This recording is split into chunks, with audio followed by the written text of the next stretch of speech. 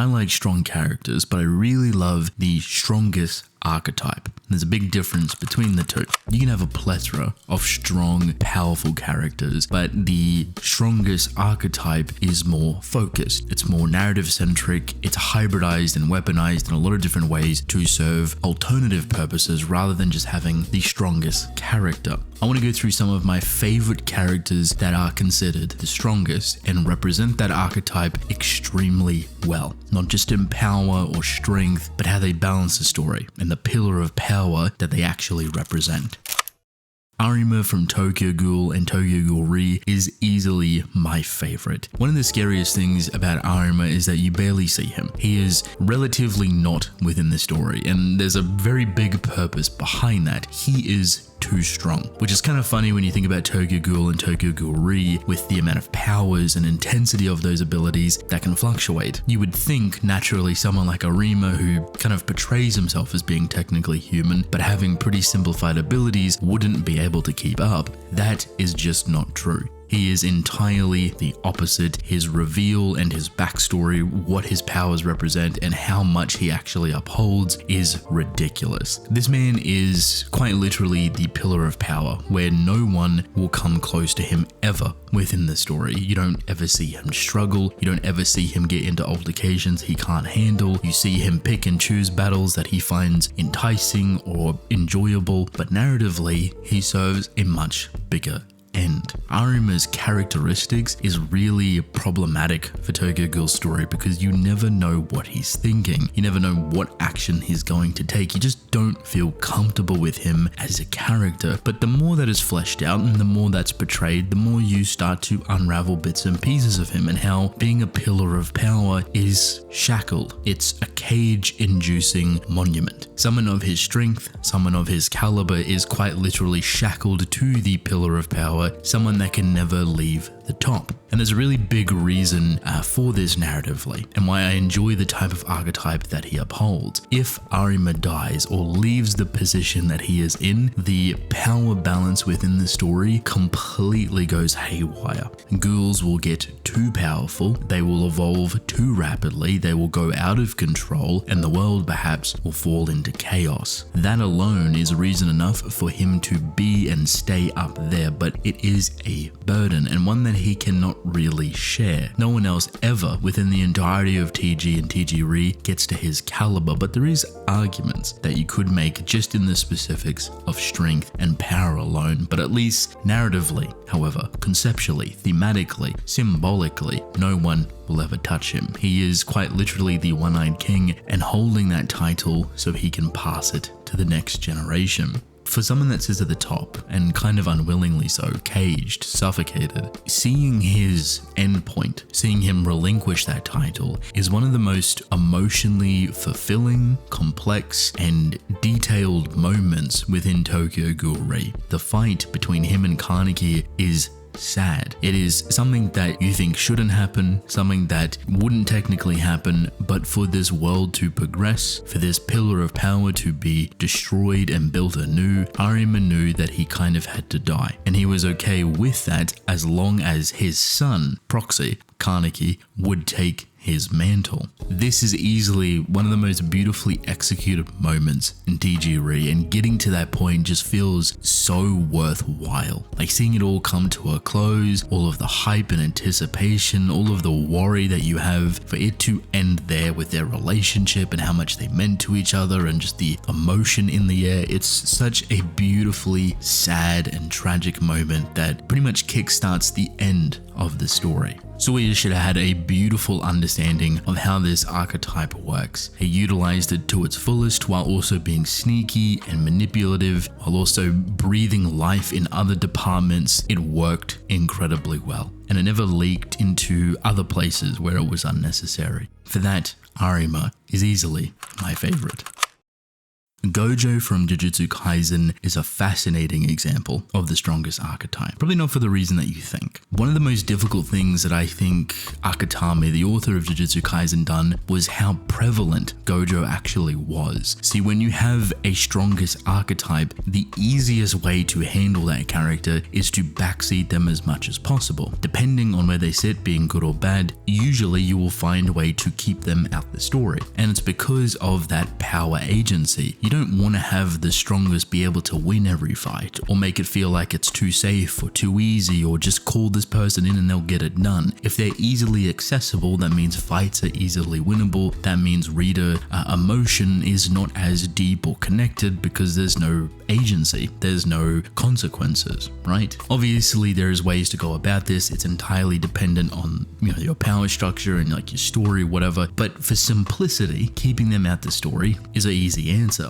Gojo is consistent. He's brought into the story quite often. He's used as both a trainer, a role model, someone to kind of inspire to be, but even similar to Arima, he serves a similar purpose, where he sits at the top of the pillar of power, and if he leaves it, the whole world will basically go into shambles. Considering how narratively closed off Jujutsu Kaisen is to the rest of the world and very kind of specific to its villains and to where it is location-wise, Gojo is a consistent reminder of the threat of power, basically reminding us as readers and also the villains at the same time that if you try to do something you're not meant to do, Gojo will take care of it. The first half of the story establishes this extremely well. It takes its time to build up that strongest archetype, to really emphasize how important and all-encompassing Gojo actually is. He can be in a lot of places incredibly quickly, and he just has a power that people cannot deal with. So when the second half of the story takes him out of it entirely, you feel that disappearance. You feel the pressure start to creep in, and you feel people start to evolve. The world quite literally changes when Gojo is gone, because that pillar of power has crumbled and no one has taken it.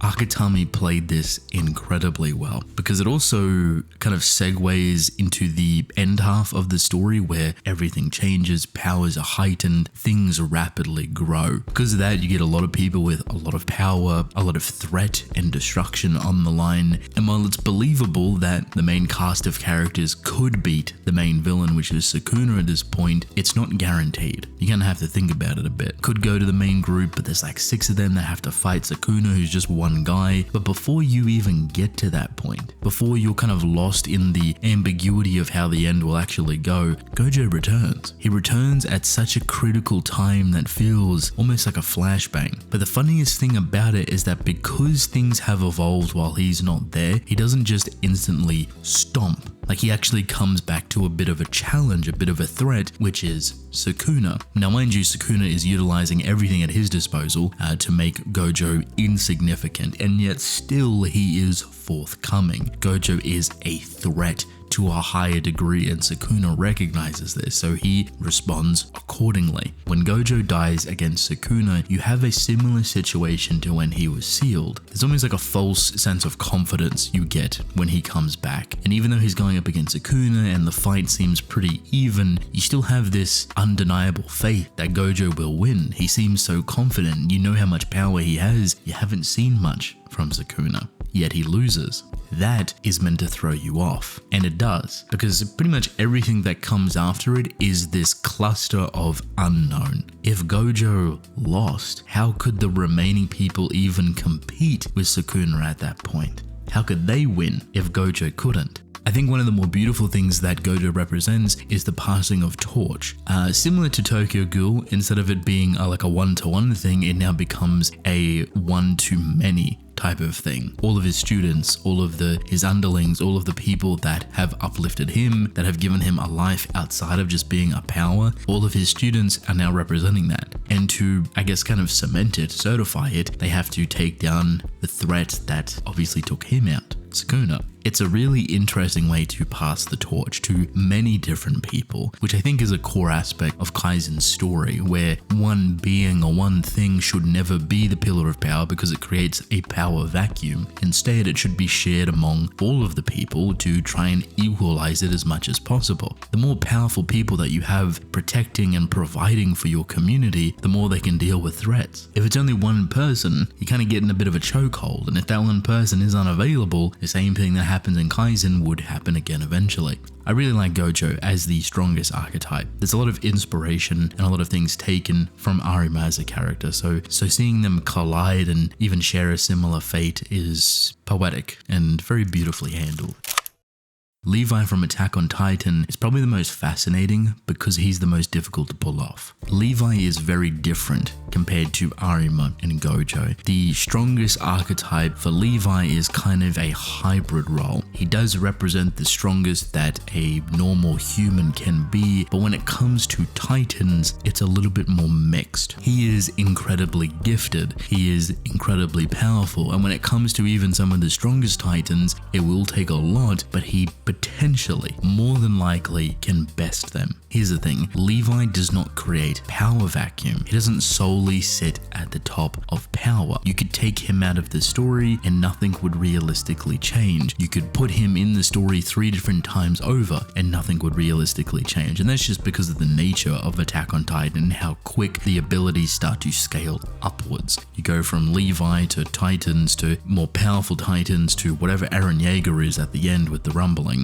It gets pretty ridiculous pretty quickly. Levi serves as more of a physical power role where he does represent the peak of what humans can be with enough training, and it's believable that anyone with the same intent could reach his goal. I really like how Levi's used in Attack on Titan because he's not incredibly menacing. Like, it's still believable he could die. He does have his moments where it's like, okay, he's gonna take this scene easily with some fodder or with some other people. I get it. Most of the times he's going to win, but when situations get really desperate, when Titans are all over the place, when Titan shifters start to come into play, because of how crazy things are getting, the strongest aspect connected to him starts to lessen more and more. I like that because it makes whatever moves he takes very unpredictable. He doesn't have to pass on a power, it just matters whether or not he can survive. When it comes to the ending of Attack on Titan and like the injuries he sustains, a part of me likes it because it feels very authentic for the type of character that he is. Because he puts himself in such incredible danger and he's kind of the only one that can escape it barely, it feels like a consequence of the actions he's taking. Like, he is severely injured and out of action, he's not the strongest anymore. That's one part. The second part is that Isayama didn't really know how to handle Levi's strength or capabilities without straight out just killing him. Obviously he wanted to keep him alive, but having to utilize him so much in the end war would unbalance or complicate a lot of things. So instead, what do? You get him injured, you nerve him, you send him into the final war